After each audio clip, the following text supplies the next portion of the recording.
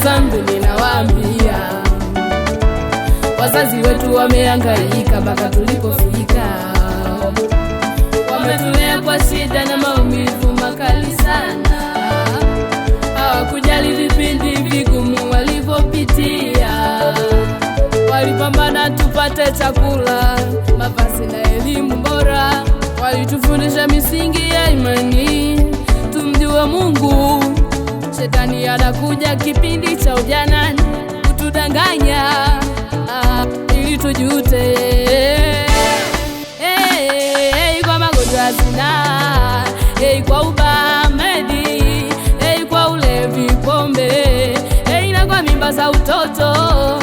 Kwa magonjwa ya zinaa, kwa ubamedi, kwa ulevi, pombe, na kwa mimba za utoto. Naombeni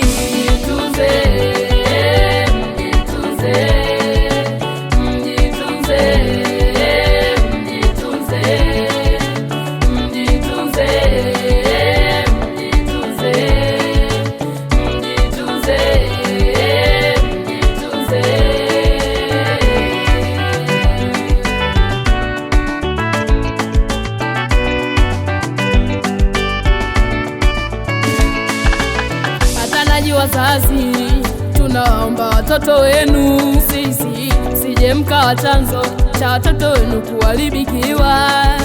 Na kama mnavyojua uko mtaani mabaya ni mengi, tuwatunze watoto ili wasije wakajutia baadaye.